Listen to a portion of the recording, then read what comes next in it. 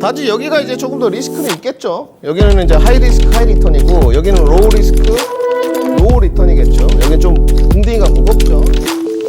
나는 앞으로 이 변동성이 높은 종목을 샀는데 이 변동성에 취약하고 노출이 될 만한 종목을 샀는데 나는 그것을 감내하기는 싫다. 주식시장에 그런 건 없습니다. 리스크라는 것은 손실도 클 수 있고 수익도 클 수 있다는 거예요. 손실은 적고 수익은 크게 이런 거 없습니다. 전 세계 누가 와도 그렇게 안 돼요. 변동성이 높은 종목을 샀으면 노출이 된 종목을 샀으면 감내하십시오. 저는 주식에 관해서 늘 인생을 배웠다고 말하는데 인생도 그렇습니다. 선택을 하고 결정을 하면 감내를 해야지 성숙해집니다.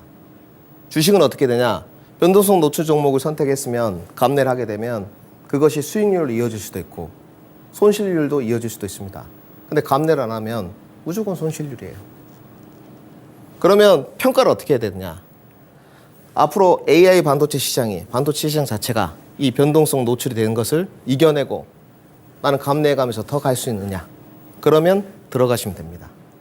그러면 제가 아까 지수로 돌아와서 이런 말씀을 드렸어요.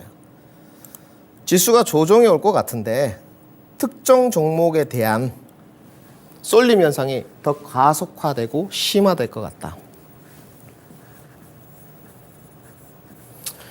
일정 부분 조정이 나올 것 같은데요. 분명하게 이 조정이 뭐 여기일지 여기일지 알 수는 없습니다. 제가 타겟팅을 했지만 저는 쉽사리 죽지 않는다고 봐요. 특히나 지금의 어떤 캐시카우의 역할을 했던 종목들, 특히나 시세 반등이 높았던 종목들, 캐시카우가 있던 없던 뭐 2차전지하고 반도체를 아무래도 예를 들어야 될 것 같은데요.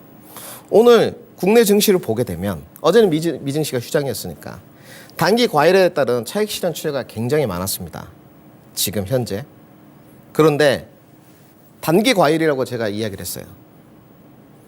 그것이 단기 과열 후에 내가 감내를 하면서 더 갈 수 있느냐 없느냐 평가를 해봤을 때 지금의 시장에 견인차 역할을 했던 특정 종목 섹터를 보게 되면 테슬라, 미국 시장은 엔비디아, 국내로 좀 더 가보면 2차전지 반도체였어요. 그런데 저는 이런 반도체 종목들 쏠림 현상이 투심을 어지럽힐 정도는 아닌 것 같습니다. 저는 그렇게 판단을 하고 또 전문가라면 그 감내할 수 있는 수준의 대응 전략을 제시하는 게 저는 전문가라고 보여져요. 그래서 저는 단기간에 어떤 빅테크 기업들이 연준의 금리 인상에 맞춰가지고 투심이 좀 변화가 일어났어요. 그런데 이 종목에 대해서 내가 감내를 하고 투심이 안 어지럽혀질 수 있느냐 평가를 해봤을 때 결국은 반도체라 2차전지를 생각해 봐야 될 것 같은데 반도체는 굳건한 것 같습니다. 특히나 오늘 오전을 보시게 되면 지수를 좀 봐야 될 것 같은데요. 수급이 좀 부재한 상황이었습니다. 국내로 좀 넘어가겠습니다. 오늘 2604선에서 마무리가 되었는데요. 코스피 지수. 수급이 좀 부재했어요. 조정이 여기냐. 지금 21선입니다. 여기가. 여기도 좀 줄을 그어놨는데 저는 여기서 조정타가 안 나온다고 보고요. 하방 경직성이 확보가 안 된다고 봅니다. 제가 보는 하방 경직성의 레인지 범위는 이 정도입니다. 좀 먼저 말씀을 드리면. 그러면서 종목군 장세가 연출이 됐는데 사이드 쪽에서 좀 소외주들 반등도 있었어요. 대표적인 게 뭐 중국 관련주들. 특히 또 뭐 최근에 좀 보게 되면 우크라이나 재건 관련주들이 있었는데 주도주 수급은 부재했는데 지금 실질적으로 투심이 조금 악화되면서 수급이 조금만 들어와서 사이드 쪽 소외주들이 부각이 되는 상황 속에서 주도주들이 계속적으로 소외가 됐느냐. 그러면 소외가 됐다면 어느 쪽이 소외가 크게 됐느냐. 2차전지냐 반도체냐. 반도체는 아닌 것 같습니다. 그래서 오늘도 매도세는 2차전지가 확실히 좀 가팔랐고요. 그러면 저는 이렇게 보여지는 쪽이거든요. 지금은 시소게임이 좀 펼쳐지고 있는데 2차전지의 감내 수준보다는 반도체가 조금 더 뭐 서로의 의견은 다를 수 있습니다. 저는 다 존중을 하고요.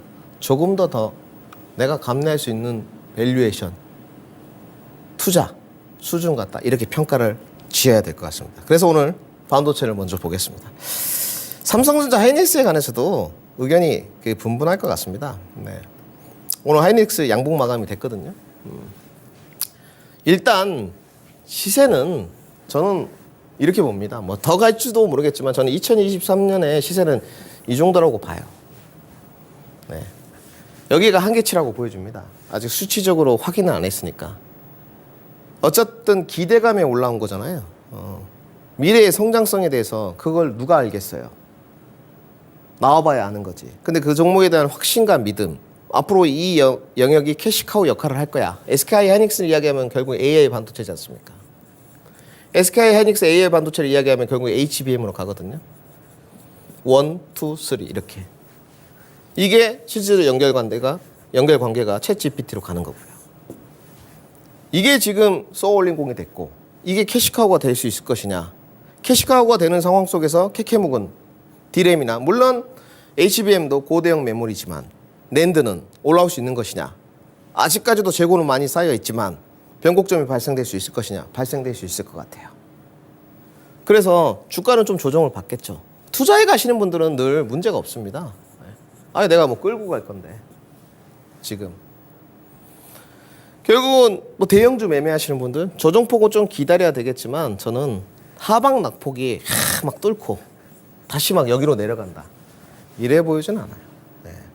확실하게 오늘 전략 우강이었지만 반도체 쌍도마차는 물론이고 반도체 업황에 대한 저점 인식론은 분명히 있는 것 같습니다. 그리고 하반기에 점진적으로 회복이 될 거야. 저는 여기에 관해서도 좀 코멘트를 하고 싶은데 점진적으로 회복이 될 거야.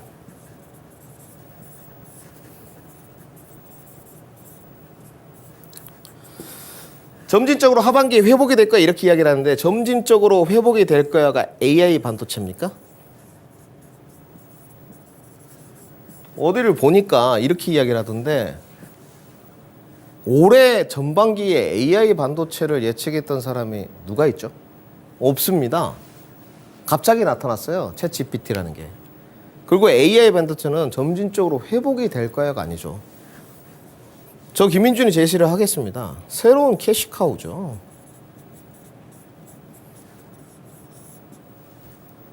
산업 전반에 AI 반도체를 바라보는 챗 GPT를 바라보는 시선이 여러 가지 문제점이 있어요. 개인정보에 취약하다. 흔히 말하는 베끼기. 학생들이 숙제도 베끼고 연구원들이 숙제도 베끼고 기술력 노출 등등의 여러 가지 문제점이 있습니다. 그런데 뭐라고 평가를 해요? 산업 전반에 곳곳에 들어오는 이유가 실보다 득이 크다고 평가하니까 AI 이야기를 하는 거예요. 득이 더 커요. 그러면 점진적으로 회복이 될 거야. AI 반도체는 해당성이 없습니다. 새로운 뉴 캐시카우죠. 점진적인 회복이 될 거야는 전통적인 D램이죠. 낸드. 이 부분이 재고가 감산되면서 회복될 거야. 그러면 새로운 것들이 나타났고 기존에 안 좋았던 것들도 더 좋아질 거. 그러면 비중을 좀 줘봐야 되겠죠. 지금의 주가 견인 요소를 가져갔던 것이 여기가 좀 큽니까? 여기가 좀 큽니까? AI 반도체가. 그러면 좀 예쁘게 써보죠. AI 반도체. 전통. 뭐 D램, 낸드. 여기는 뭐 재고 감소네요. 네. 지금의 반도체 시세 견인을 역할을 했던 거는 전 여기가 70, 80이라고 봐요.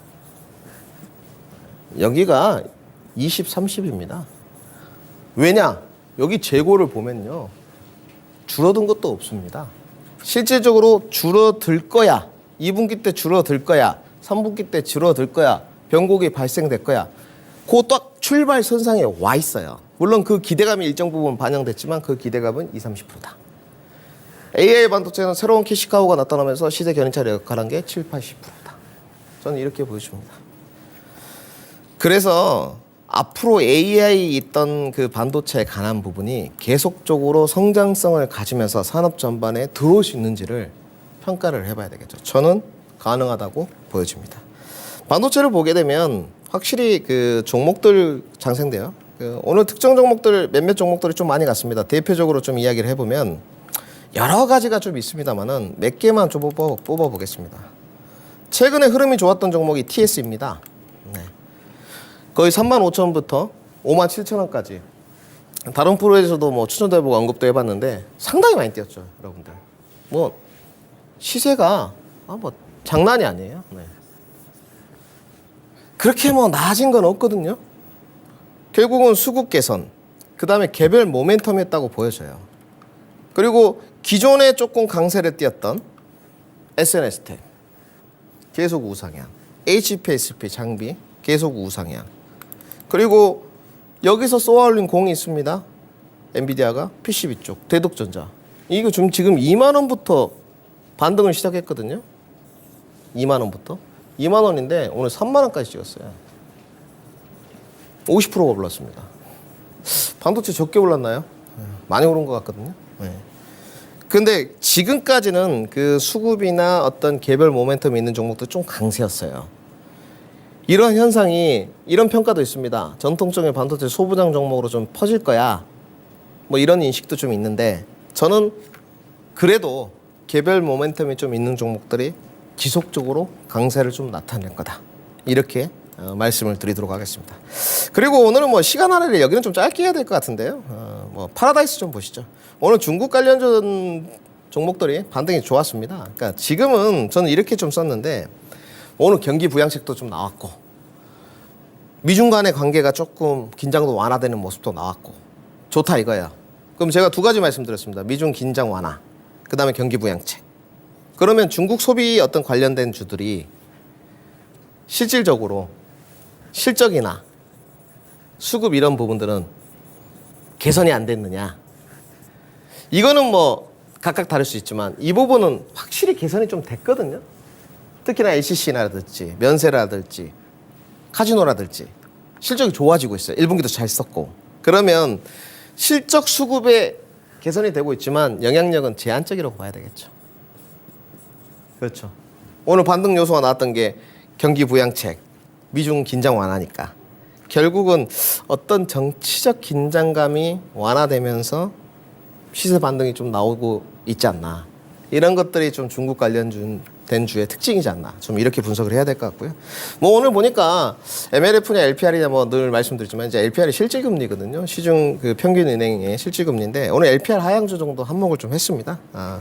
이런 여러 관점이 중요한데 저는 중국의 어떤 그 종목들을, 섹터들을 포트에 편제하는 거는 문제가 없다고 보여집니다. 근데 실적이나 어떤 수급의 개선 효과가 도드라지게 나오는 것보다는 그 정치적 아까 긴장감 완화 측면이 조금은 지금 반영이 많이 되는 것 같거든요. 근데 긴 측면에서 중국을 좀 바라보면 이것도 너무 딥하게 가면 안 될 것 같은데 중국의 성장률이 어찌됐건 몇 개 없습니다. 뭐 인도, 베트남, 중국 정도인데 전 세계적으로 봤을 때 중국의 성장률이 낮지 않거든요. 중국 관련주를 긴 관점 쪽에서 성장률을 보고 투자를 한다면 훗날에는 실적이나 수급이 개선되는 유동성 효과를 좀 발휘했을 때 여기까지 간다면 더 도드라진 반등이 있지 않을까. 그래서 긴 관점으로 투자 관점은 좀 유효하다. 종목은 뭐 역시나 면세, 카지노, ACC, 여행 종목들을 집중적으로 보시면 될 것 같고요. 그 다음에 이 시간을 통해서 제가 계속적으로 말씀드린 게 조선 종목들이었습니다. 뭐 조선은 딱 두 종목만 보시면 될 것 같습니다. 조선 3사가 있어요. 지금 이제 하나오션이고 HD 현대중공업이고 그다음에 삼성중공업인데 저는 올해 각각 뭐 수주가 다를 것 같고 삼성중공업이 가장 좋게 보입니다. 그리고 삼성중공업이 그 시세에 대해서 화답을 하고 있다고 봐요. 한 40% 정도 올랐거든요. 네. 뭐 지금 따라가는 것보다는 좀 눌림목을 기다려야 될 것 같고요. 여기에 따라서 또 원티어 기자재 쪽에서는 동성화이텍을 유심히 좀 봐보자. 내용은 변함없습니다. 수주 호황에 대한 인식, 실적 개선 기대감 이렇게 표현하면 될 것 같습니다. 자, 오늘 보니까 뭐 시장이 녹록치 않았는데 그래도 가는 섹터는 있고 가는 종목은 있는 것 같고 또 시장에 처진 종목도 있는데 명인의 해안인 것 같습니다. 시장이 우리 시청자 여러분들 이제 대외 변동성에 노출되기 시작했습니다. 그래서 시황이 어렵다고 말씀드렸는데 표면적인 시황은 어렵지 않습니다. 뒤에 있는 이면이 굉장히 주관적 해석들이 깊어질 수 있는 구간이거든요. 그러면 이제 변동성이 높아지는 건데 뭐 금리 인상 이런 의견들 분분합니다. 다 좋다 이거예요. 뭐가 됐든. 그러면 이거를 기회로 볼 것이냐 이거를 위기로 볼 것이냐 이 부분은 차이가 분명히 있는 것 같아요. 금리 인상을 지금 시장에 나온 게 이건데 이걸 위기로 볼 것이냐 기회로 볼 것이냐 이 인식의 차이가 분명히 있거든요. 뭐 시간이 더 된다면 합당한 이유를 듣는 것이 가장 좋을 것 같아요. 저는 기회로 봅니다. 그래서 기회로 인식을 하는 게 좋을 것 같고요. 조정 국면이 이어질 가능성이 좀 큽니다. 그런데 이 조정 국면을 기회로 인식해야 된다. 하방 지지라인은 코스피 지수 2,540선에서 2,470선을 보고 있습니다. 매매하시는 분들은 뭐 참고로 하시면 될 것 같고요. 조정 시 투자하시는 분들, 매매하시는 분들 추가 매수 유의하다 말씀드리고요. 저는 변함없습니다. 주도주 안에서 승부 보자. 반도체, 자동차, 2차 전지, 2차 전지 장비, 신재생, 제약바이오, 뭐 소외주 쪽에서 하나 더 한다면 조선까지 좀 포함을 시켜서 숲은 잘 보고 끌고 간다면 또 인고의 시간을 거친다면 수익률 게임에서 앞서 나갈 수 있다. 이렇게 정리하겠습니다.